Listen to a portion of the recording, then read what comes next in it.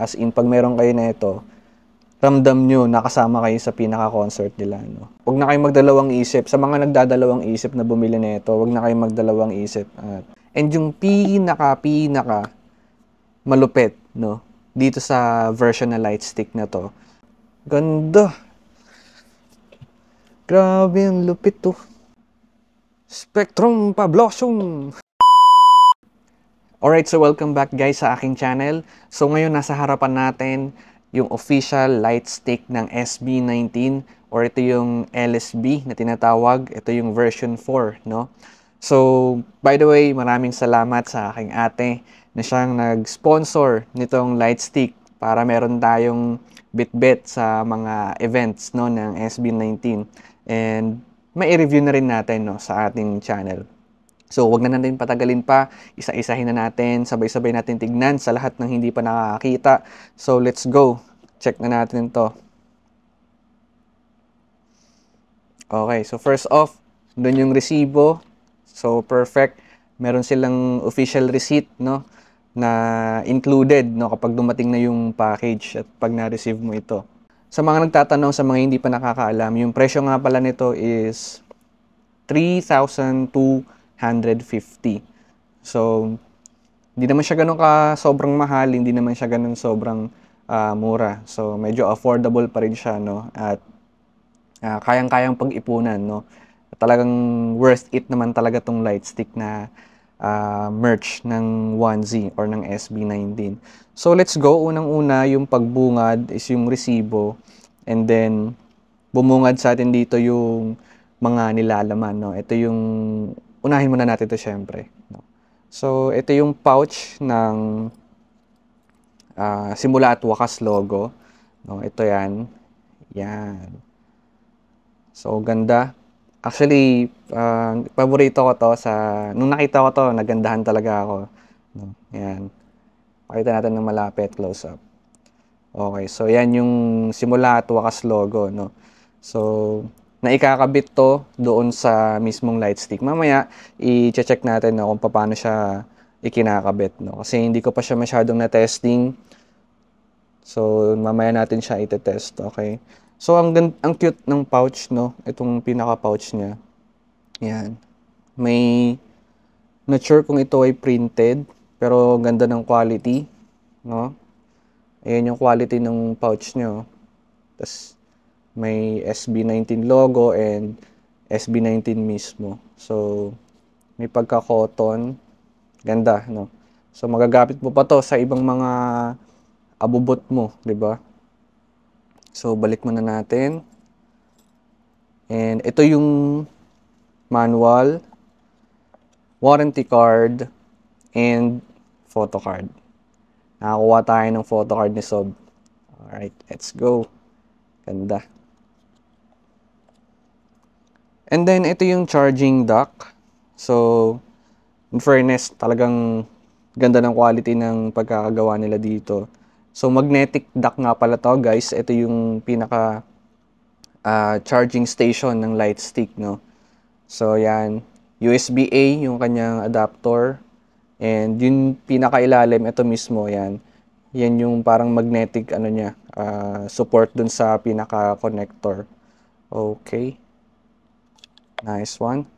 And itong mga to, itong 5 na to, yan yung chips, no, na kasama dito sa light stick. And nakakabit yan dito sa pinaka, ano niya, pinaka light stick mismo. Even yung metal chip, no. So, mamaya ite-testing natin yan. So, pakita muna natin to. Ayan. Ito yung kay Stel. Next, kay Justin. Ito yung ilalim niya. Kay Josh. Galing ha. May mga paganito pa, no? Kay Pablo. And kay Ken. Alright. So far, kompleto. Na-double check ko naman na ito kanina. And meron siyang lanyard, no? Parang lanyard pero sa wrist. Support na rin, no, if ever na gagamitin mo siya, meron siyang support dito. Ayan. May logo na rin ng SB19. Para kung mabitawan mo man, di siya malalaglag. Siyempre, kailangan nating ingatan, no? So, let's go sa light stick. Okay. So, ito nga pala yung dusk, no, na version. So, ang ganda ng kulay. Actually, kung makikita nyo, paborito ko talaga yung gray color, no. So, yung kulay niya is dark gray or metallic. May pagka-metallic yung kulay ng light stick itself. Talagang maganda. And ABS plastic, base dun sa specs sa website nila, nakita ko. ABS plastic yung gamit nila dito.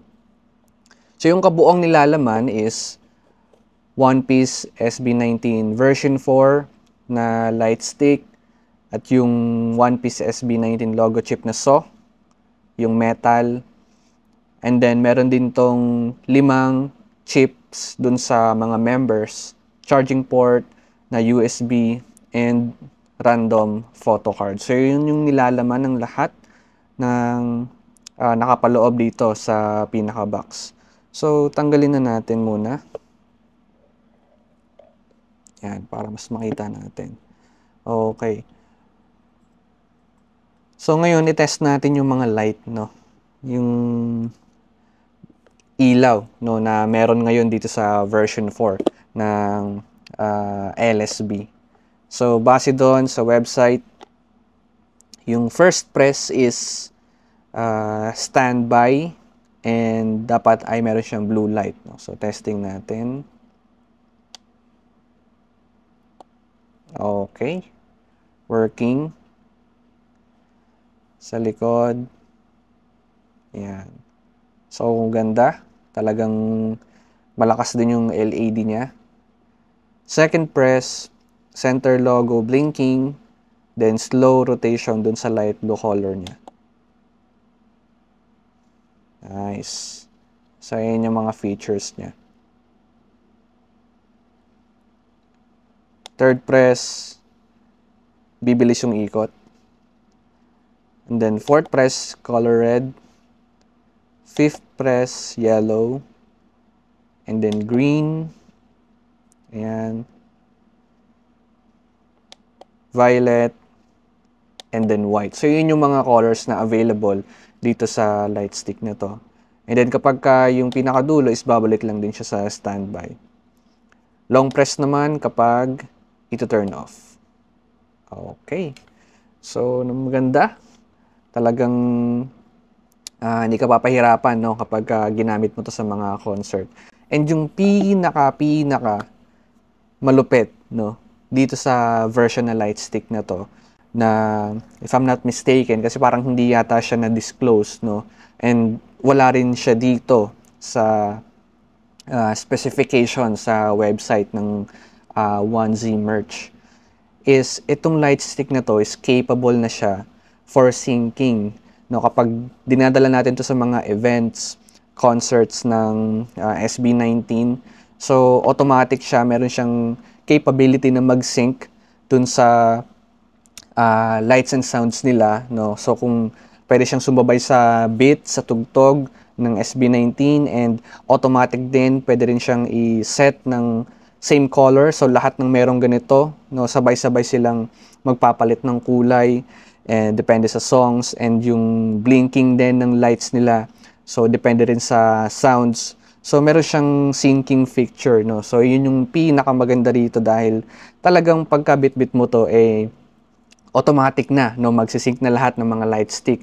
And maganda yun, no, lalo na sa mga kapag maraming tao, no, sa event nila. So, maganda and sulit. Talagang sold out talaga to kagad, no, dun sa, even today, no, pag chinek mo to sa website nila, sold out yung light stick nila. So, ngayon, i-testing naman natin yung mga chips. So, tabi muna natin sa gilid. Okay. So, yung mga chips, ito, natatanggal. This is removable. Itong mga to. And, ito rin yata, natatanggal din yan. So, para tanggalin siya, iikot lang siya pa ganun. Yan. So, yan. Natanggal na natin. Testing natin yung kay Stel. Unang nabunot. Alright. So, yan. No? Tapos, pailawin na natin. Yan. Umiilaw din yung pinaka-pangalan nila. Yan. Focus natin para makita. Okay. So, nailaw din yan.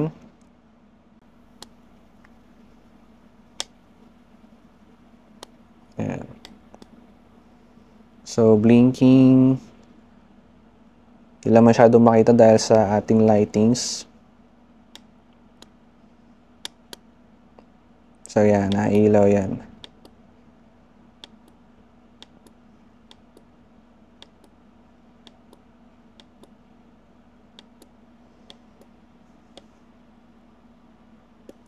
And then, so medyo mahigpit pa, no? Mahigpit pa yung pinaka, ano niya. Kasi, bago pa. Next, kay Justin. Yan.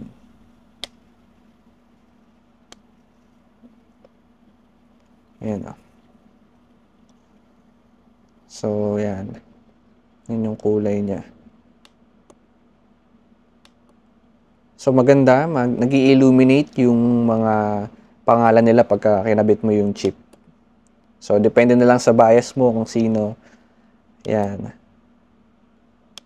Ngari dito yung bias mo. Sa kabila naman yung bias wrecker mo. Okay. So, kakaiba yung pag ano niya, pag loosen up. Pahigpit sa atin, no? Pa clockwise. Yung pag tighten naman, counterclockwise. And then kay Josh. Kay Sob. Ayan. So, kitang-kita yung mga pangalan. Ayan. Masyado lang maliwanag. Ayan. So, kitang-kita naman yung mga names nila.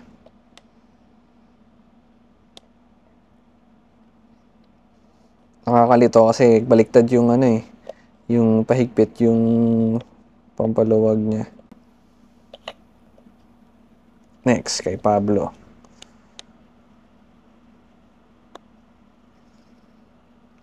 Yan.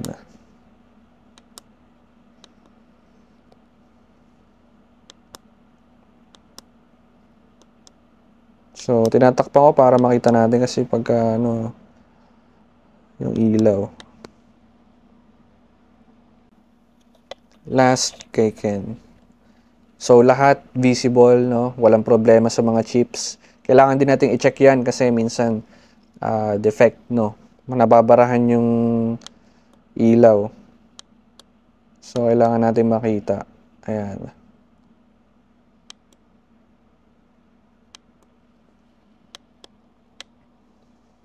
So, kita naman lahat. Sa ibang kulay.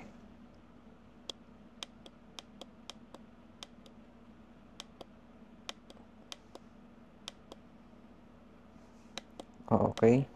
And then, testing din natin yung yung metal chip. So, ang ganda talaga nito. Gusto ko talaga to metal chip na to. Yan. And then, removable, yung pwede mo siyang gawing keychain, no? Ayan, ito pala. Pwede mo siyang gawing keychain. And then, removable siya. So, tanggalin natin.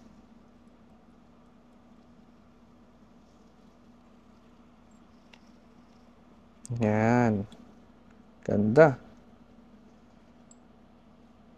Para siyang kung may pin lang din nito, dito. Solid. Yan, may pin kang ganyan, automatic, alam mo na yan. So, ikabit natin siya.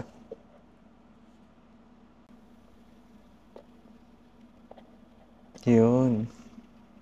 So, kailangan sakto siya doon. Meron naman siyang agwat.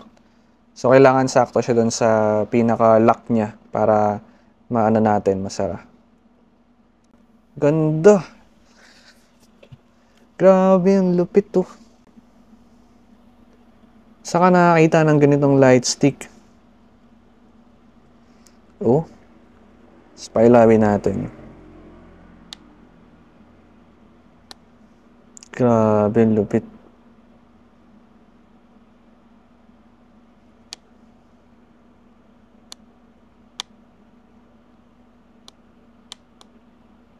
Ano? Ganda. Kitang-kita talaga, oh. Spectrum Pablosum! Yung mga tropa nyo na hindi kilala si Pablo, hindi bias si Pablo, ganyan, gawin yung ano. Ayan, no? Green. Ganda.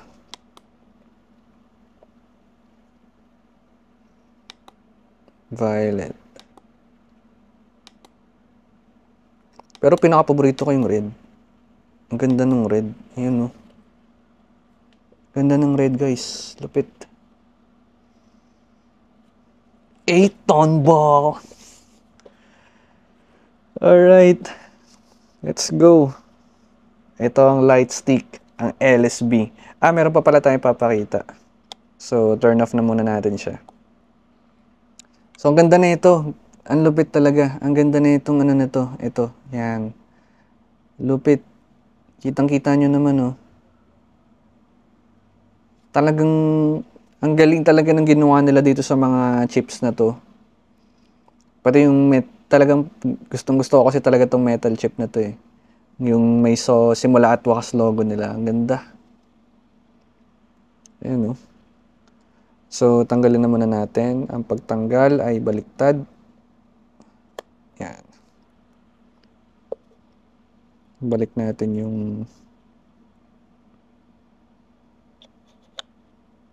original. So, kapag ka i-charge niya siya, of course, ito lang naman, charging dock niya, isasalpak na lang siya dyan. Yan. So, ganyan.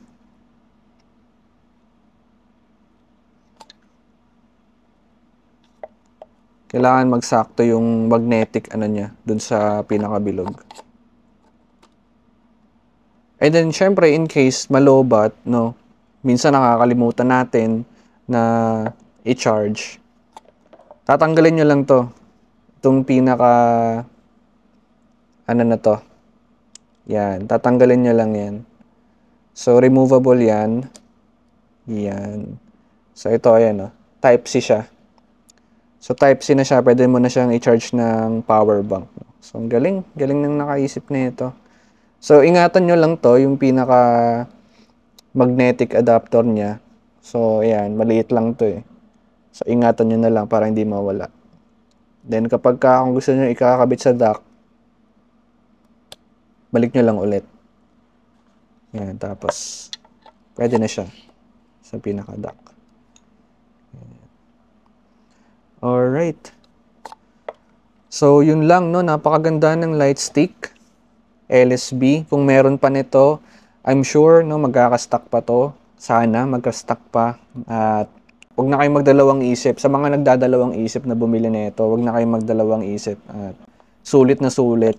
Kulay pa lang, features, no, kapag ka dinala nyo sa mga concerts, kasama kayo, no? Mararamdaman nyo talaga na kasama kayo sa concert, no? Hindi lang kayo basta manonood lang, fan lang na gusto lang sila makita. As in, pag meron kayo na ito, ramdam nyo na kasama kayo sa pinaka-concert nila, no? So, yun, thank you so much, no? Sana nagustuhan nyo yung ating review and mga information nitong light stick na to, no? So, maganda, solid, and yung box pa lang, premium na, no? So, kailangan ingatan lagi, no? Alright. So, thank you so much. Maraming salamat ulit sa panonood. And, kung nagustuhan mo tong video na to, i-like nyo naman and share. And, hit nyo yung subscribe and notification button dyan, no, guys. Maraming salamat. Thank you so much. God bless.